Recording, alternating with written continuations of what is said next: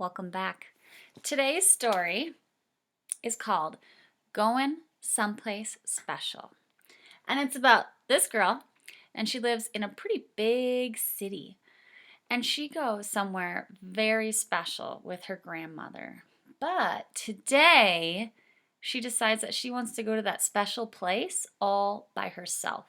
All by herself through the big city. Where do you think that special place might be? Goin' Someplace Special is written by Patricia McKissack, and Jerry Pinkney made the pictures. Trisha Ann was about to burst with excitement. Crossing her fingers and closing her eyes, she blurted out her question. Mama Frances, may I go to someplace special by myself today? Pretty please. I know where to get off the bus and what streets to take and all. Although it had another name, Trisha Ann always called it Someplace Special because it was her favorite spot in the world. Please, may I go, pretty please, with marshmallows on top? I don't know if I'm ready to turn you loose in the world, Mama Frances answered, tying the sash of Trisha Ann's dress. Going off alone is a mighty big step. I'm ready, the girl said, taking a giant leap across the floor. See what a big step I can make?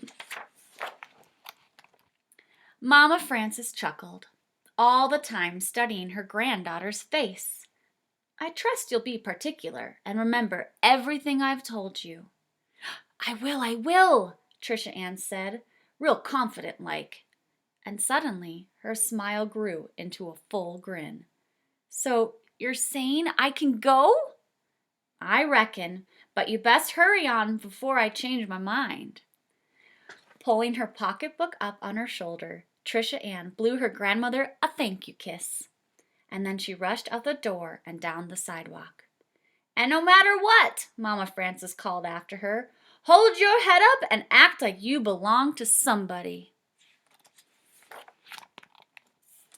At the corner, a green and white bus came to a jerky stop and hissed.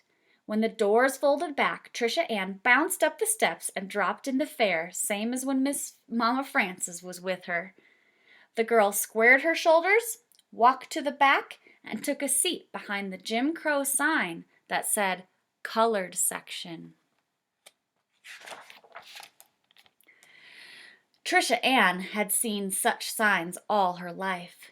She recalled the first time she and Mama Frances had taken this bus ride, and her grandmother had told her, those signs can tell us where to sit, but they can't tell us what to think. I'm going to think about someplace special, Trisha Ann said to herself, and she turned to look out the window. Stop by stop, the bus began to fill. At the farmer's market, people crowded in, carrying bags of fruits and vegetables. Mrs. Grinnell, Mama Frances' friend from sewing club, climbed on board. As she inched her way back toward the back, Trisha Ann noticed that there was no seats left behind the Jim Crow sign, so she stood up and gave Mrs. Grinnell hers. It's not fair, she said, glaring at the empty seats up front. No, but that's the way it is, honey, said Mrs. Grinnell.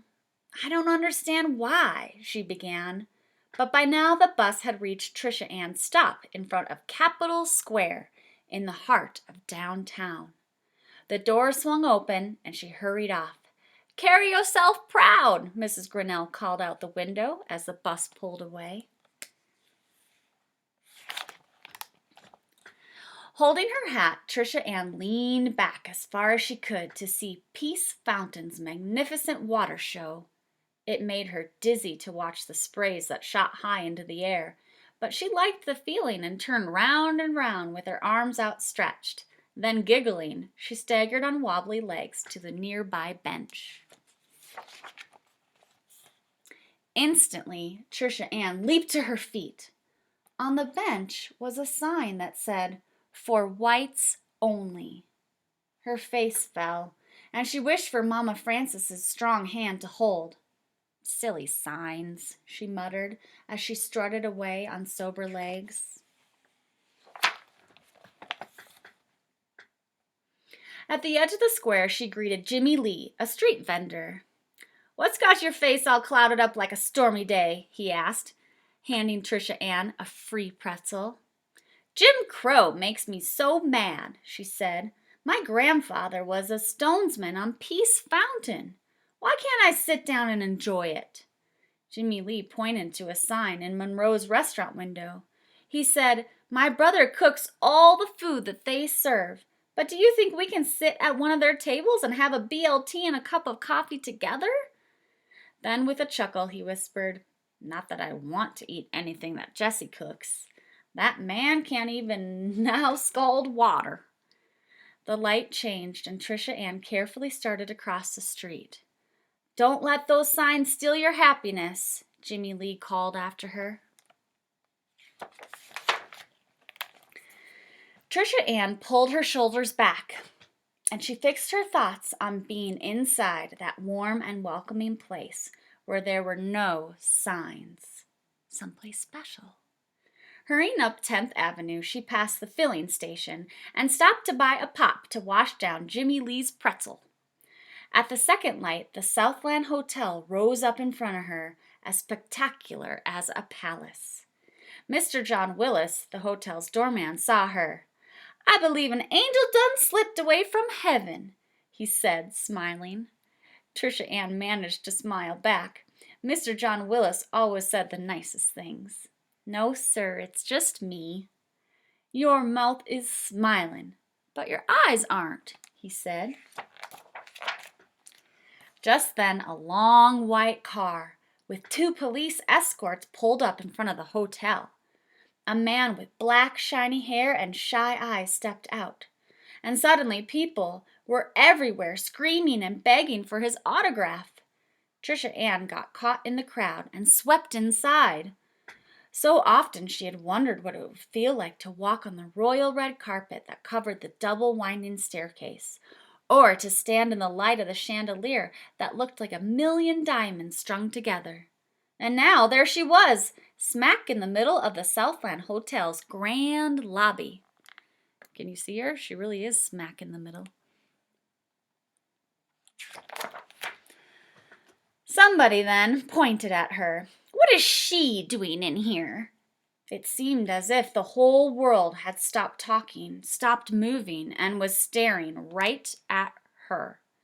The manager pushed his way to the front of the crowd. "What makes you think that you can come inside?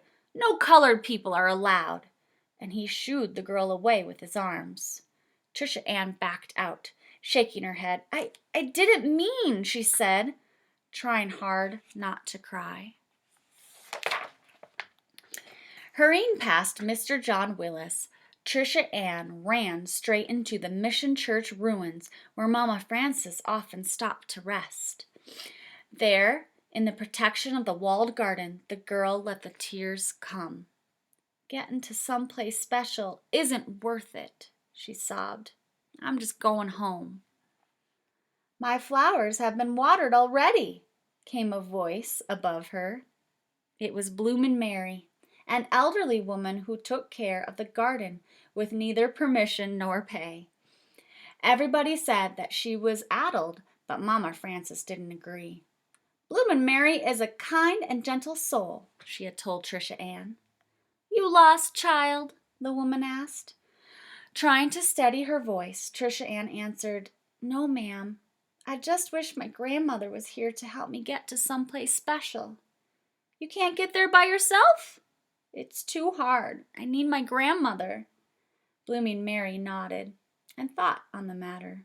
And then she said, "I believe that your granny is here, just as my granny is here with me even as I speak. Listen close and tell me what you hear." All Trisha Ann heard was the distant buzz of a bumblebee. What was Bloomin' Mary talking about? But as she listened closer, she began to hear her grandmother's steady voice. "You are somebody. A human being, no better, no worse than anybody else in this world. Getting someplace special is not an easy road. But don't study on quittin', just keep walking straight ahead, and you'll make it. Trisha Ann recalled these words from many conversations they'd had in this quiet place. They were so comforting that she didn't feel alone anymore. She wiped her eyes and straightened her hat. "You were right, ma'am," the girl told Bloomin' Mary. "Mama Frances is here, and she wouldn't want me to turn back." "So you aren't lost after all," said Bloomin' Mary, giving Trisha Ann a bright orange zinnia flower. "No, ma'am, I'm not." And saying goodbye, she headed, real determined like, on her way again.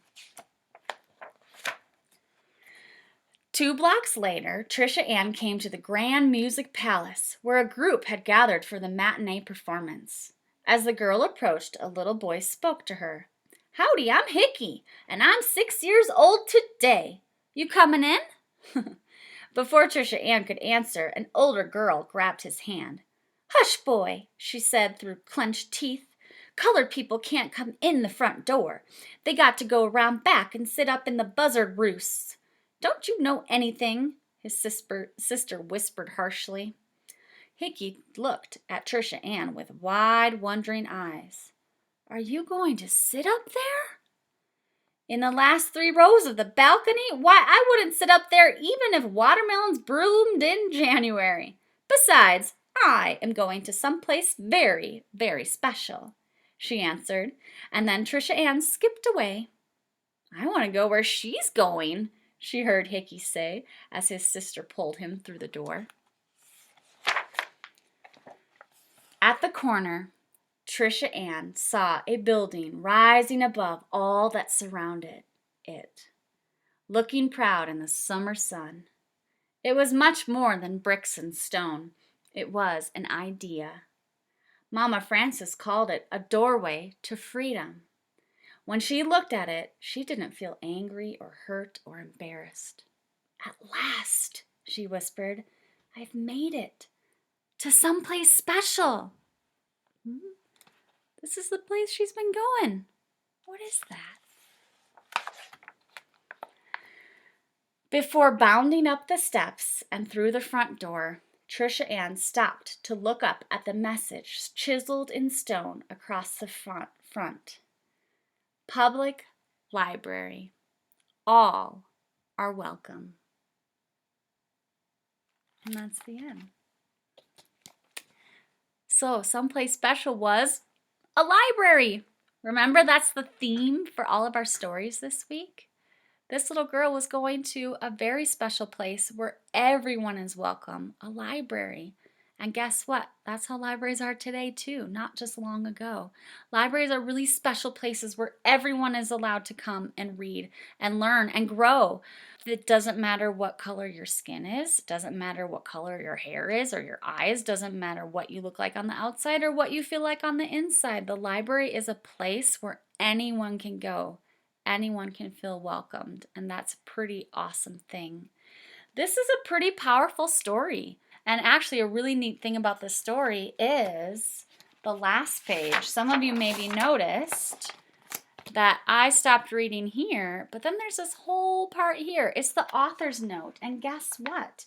This is actually the story of Patricia McKissack, the author.